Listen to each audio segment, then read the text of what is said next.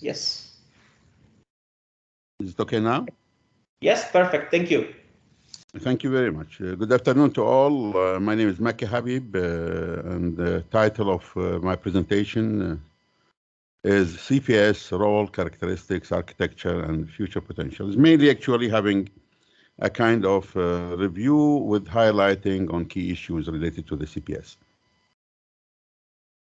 The outline of the presentation is covering the definition briefly about of the CPS, its evolution, then its relation to the Internet of Things, the roles and importance of it, and then I will highlight the CPS characteristic technology, architecture, and enabling technology associated with it, plus the application and the challenge facing the CPS with conclusion. So the CPS, as all of you is aware of it, is a smart system that represents an engineered platform, which is tightly integrated, interconnected, and with collaborated components that comprise knowledge integration from multiple interacting sources that's related to a single system or subsystems or multiple systems, continuous communication over diverse network structure, computation cores, and control digital and analog components at the physical side that's interacting with the physical environment, with the possibility of having a human being in the loop. Also, it compromises cyber capability to update, analyze, reasoning, and this is mainly the cyber capability of that's coming from the cyber physical system, the cyber part, which is the capability to update, analyze, reason, and making decision using the shared data between the physical devices of information coming from sensors to make the decision, and processing, also doing some analytics at the cloud technologies, and then having the decision to be feedback into the system again. So it has a seamless integration with the physical systems. Its components are networked at all scale and levels.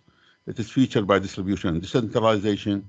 Also, the CPS represents system that's been built on the top of the embedded system. And this is normally, when you talk about embedded system with the IoT and the coming in, at the top of them coming the CPS. Traditionally, automation has been built with the displayed layer. From at the bottom, we have the real-time critical layer, which is related to the sensors and actuators. And then you have, once received information by the control level, will process this information and possibly reason about it. And here you have the SCADA system to monitor and analyze, and also to make some decision making, to get feedback to the system itself, plus the plant management level and enterprise level. And that hierarchy actually will have some constraint on the system performance in general. So instead of that, to have, as I mentioned, the CPS is a distributed, decentralized system that cover varieties of technologies in terms of smart object, cloud, machine-to-machine, robotics, embedded or virtual reality, or augmented reality. You have a sensor network. So all of that are distributed, but at the same time integrating into CPS capability. And accordingly, CPS, it's the advantage that is in terms of predictability, real-time control and monitoring, remote diagnosis and data analytics, self-maintenance and diagnosis, automation with some level of autonomy. If you go back to the 2016, where the NIST actually center, they put the main initiative actually toward the work in this field, and they have this diagram actually with their work. You have the center is related to the physical state that's coming through the sensor. The sensor will give the information, and doing some mining, and the information will be abstracted to support decision making, and then having action that's going back to the physical system again. And here is the work at the device level, and normally the device level you can be integrated with the system, and the system we can be integrated with the multiple systems or multiple subsystems. And here there will be interaction between the higher level of the multiple of subsystem or system of systems to the lower level that related to the device, and as I mentioned, with the possibility of having human in the loop. So, referring back again to the embedded system normally when connected to the network, we are turning that embedded system to the Internet of, or cloud to the Internet of Things. And the Internet of Things mainly through the sensor is playing a role of data streams. And what is actually is being done, what we are going to integrate these data streams represented by IoT through the conceptualization associated with the CPS that will reflect the full integration of the knowledge and not just streaming data, but also abstract the necessary knowledge from these data, processing it, reasoning about it, and making decisions with the feedback again at the control level to the system. So when you come to the talk about the problem space of the CPS, this can cover a wide range of issues from design and architecture, computation that is normally associated with big data and analytics, control, decision, localization, using different kind of distributed technologies supported by cloud and fog or any other edge computation, immersed technologies, verification, sensing, coverage and actions, autonomy, real-time system, networking, IoTs, physical world. So all of that, and normally these things represent the core of the CPS, and it can be applied to different types of domain.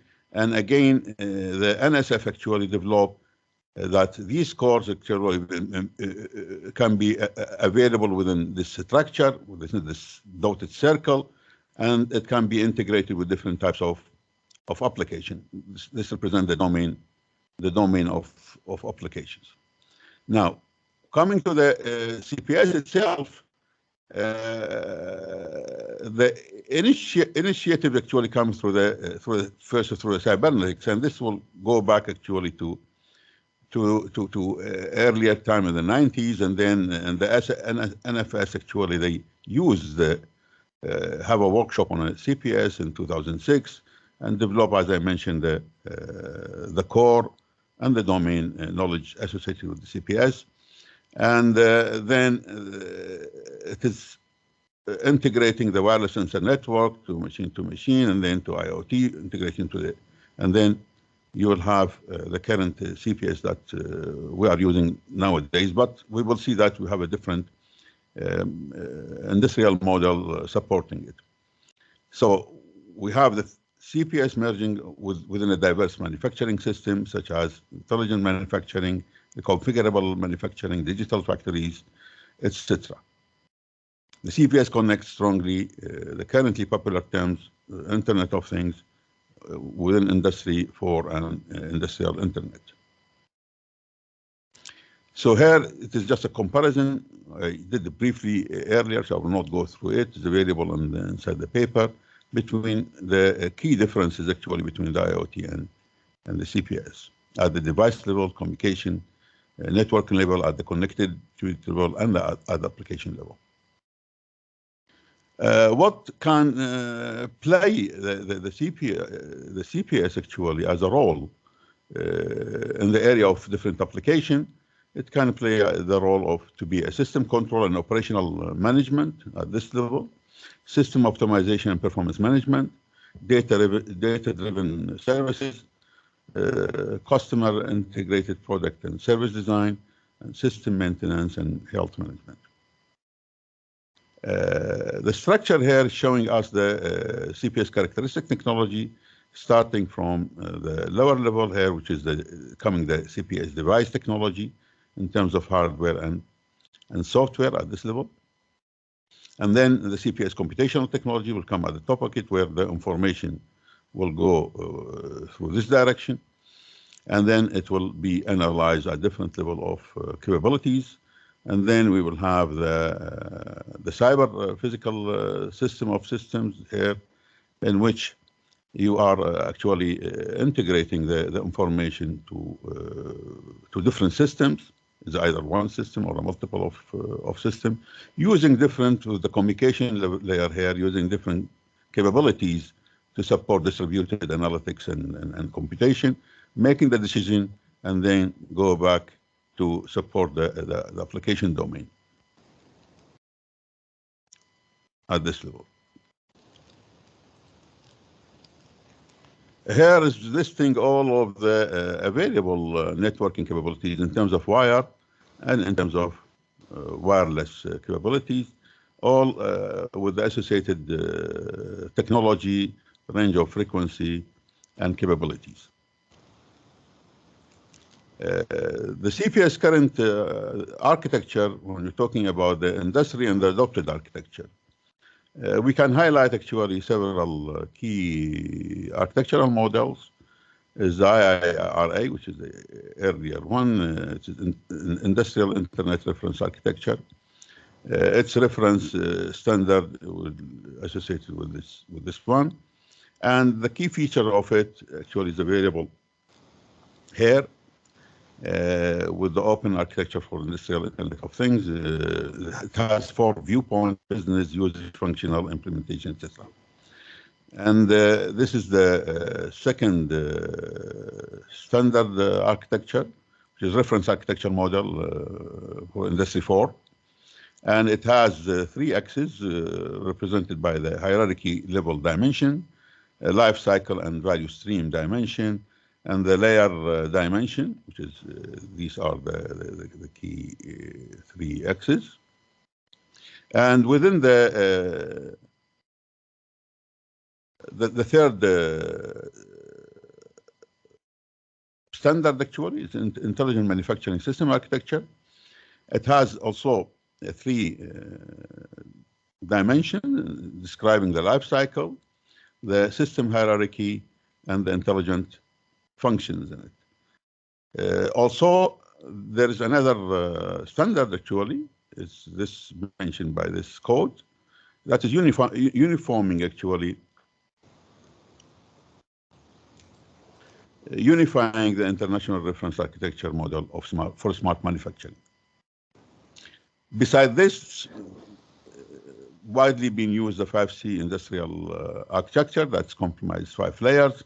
These 5 layers are the connection, conversion, and cyber layer, cognition layer, and the configure layer, which is represent similar point that I mentioned earlier. At the physical level, you have the connection where the sensor and the data streams available. Then you have the conversion to do some mining for the data, abstract certain knowledge, and then reason at the cyber level, reason about this knowledge and making a decision at the cognition level. And then in the configuring, you are actually feedback the information again through the decision and action into the physical environment. This is the 5C architecture, but also it means 3 facets being added to this architecture. They call 8C industrial architecture that represent the content, the 3 facets, the customer, and the collision here, and in which the same actually hierarchy of the 5C is integrated at the heart of it. The CPS technologies widely enable different aspects of development at the innovation and for a new design, new capabilities, adaptable system, scalable system, resilient system, supported by safety and security, usability, and widening the type of the market aspect of a new development. Application domain, there is no limit actually, but we can some list of them at the level of architecture, aeronautics, building design, civil infrastructure, energy, environment, military, consumers, manufacturing, robotics, etc. So when it comes to the challenges, we can specify key challenges here. into the need to have at the level of the CPS is to enhance reliability, security, and safety, to have a better architecture and platforms, CPS communication, networking cooperation with human support and with augmented reality and virtual reality, etc. CPS lifecycle management and engineering is very important. CPS interoperability with other hardware and other systems, other capabilities. And also there is a need to facilitate education and training in the field to enable new researchers to engage in the development.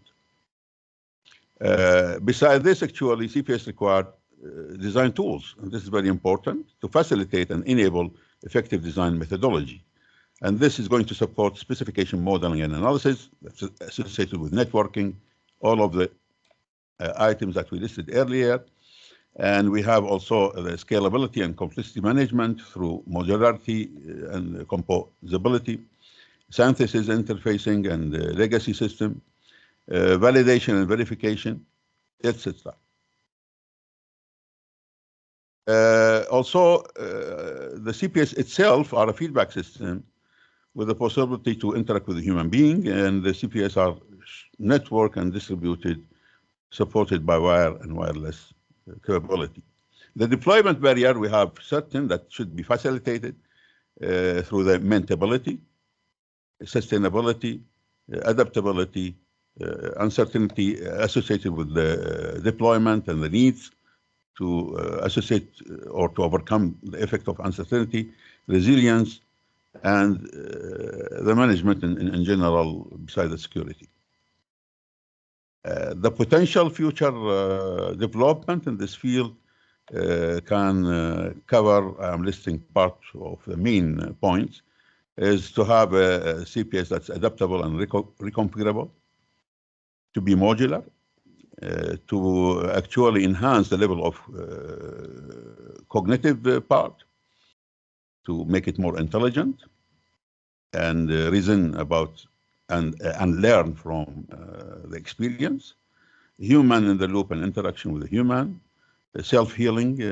The future of CPS characteristic could be also bio-inspired, self-healing, adaptive, and resilient to the attack.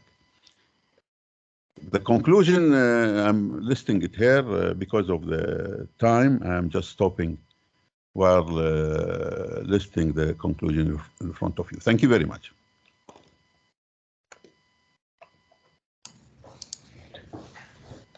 Thank you for your nice review on the status of CPS and future research direction.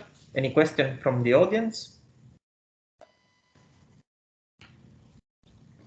In case, put your hands up, please.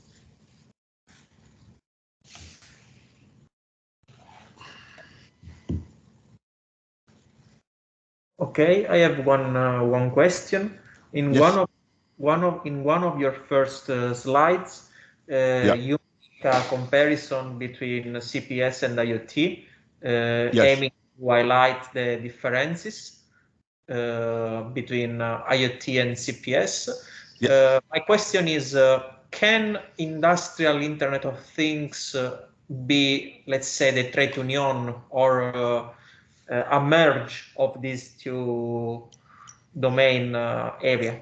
Yeah, I believe so, actually. While the technology is evolving, I don't think that in the future you will see IoT independent. It will have all of these capabilities because simply as a technology in terms of size, as a physical size is getting more compact and getting also cheaper. So that's why, if you remember, in the early 2000s, the concept of smart dust being coming up is to have the IoT plus the capability of processing and networking all integrated at the level of the dust particle. And the cost, the intended cost, was at that time to be to have it forecasted to the future to be $1. So I don't think that will be a critical issue of having the IoT to be integrated with the capability of the CPS. And we are going to eliminate the need actually of IoT itself rather than to have it in terms of a CPS nodes. Okay, thank you for this from my perspective actually. Okay.